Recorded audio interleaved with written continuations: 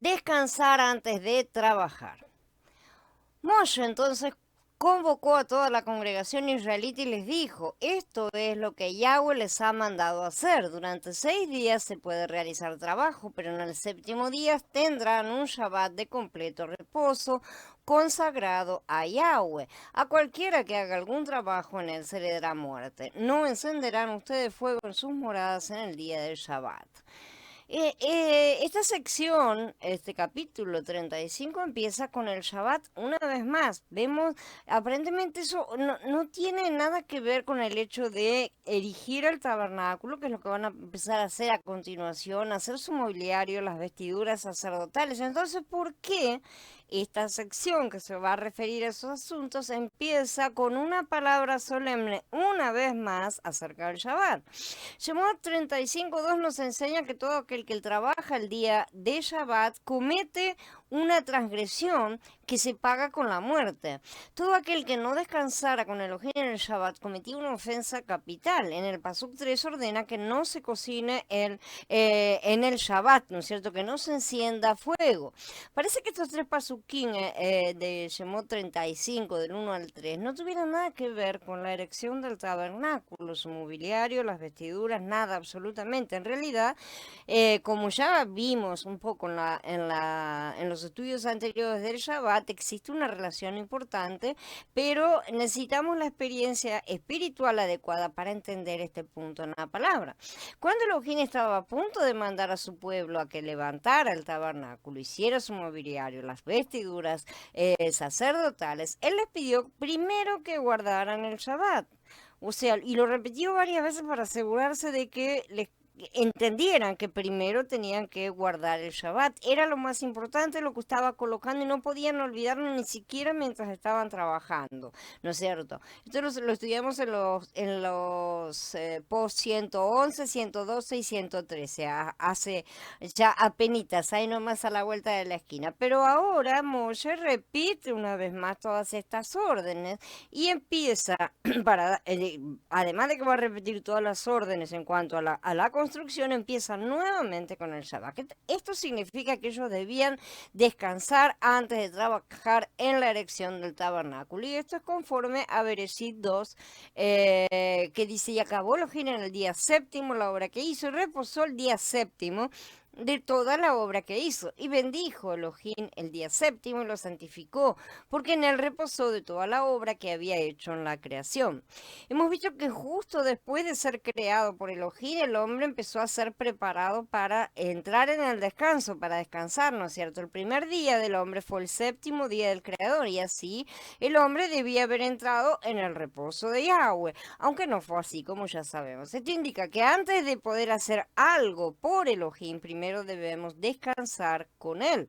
Si intentamos trabajar para él, debemos recibir la gracia, disfrutarla y descansar con él, o será una tarea realizada en nuestra carne. A eso se refiere el descansar en él, descansar con él, a que nada de lo que hagamos, que no haya ninguna tarea hecha en la carne en ese día, por eso elimina todas las cosas más básicas y representativas, ¿no es cierto? Para que aprendamos a estar haciendo tareas en el Ruach, tareas conectados completamente.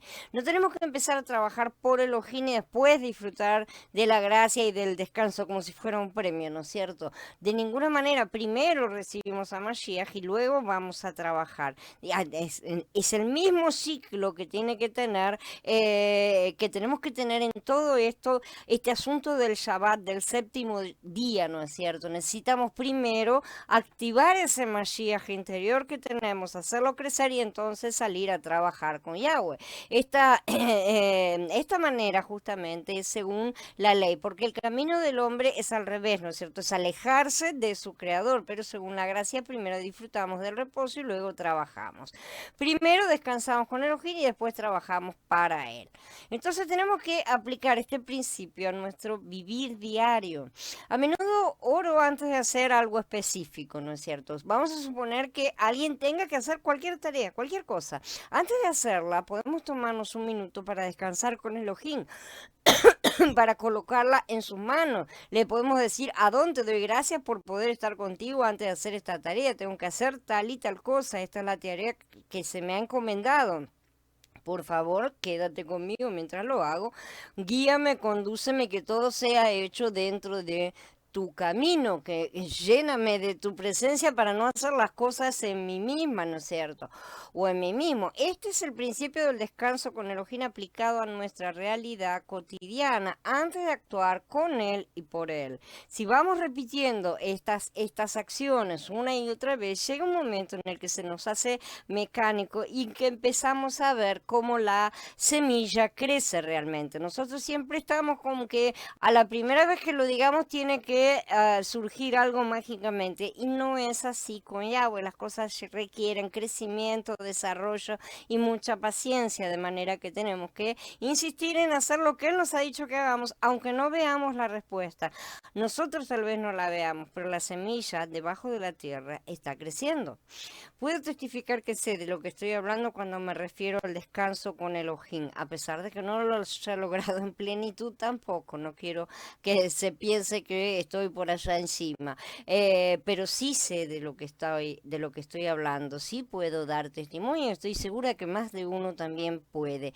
La experiencia me ha enseñado lo que significa descansar con Elohim antes de emprender algo, o sea, reposar en él, dejar las cosas todas ahí, irme con él y después hacer lo que deba hacer, ¿sí? Aprender a quitarnos el peso de lo que sea encima y colocarlo en Yahshua, que sea Él el que se ocupe de las cosas, que sea Él el que tenga el objetivo, la meta de lo que hay que lograr.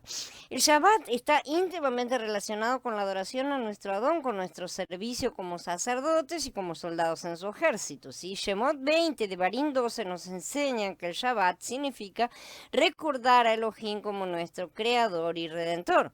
Cuando recordamos a aquel que nos creó y nos redimió, guardamos el Shabbat, es decir, reposamos en él. Si estamos ocupados día y noche, y cuando digo ocupados no me refiero solamente al trabajo físico, sino mucho más a una ocupación mental con la cabeza en cualquier cosa, nos vamos a olvidar de Elohim, lo vamos a dejar a un lado.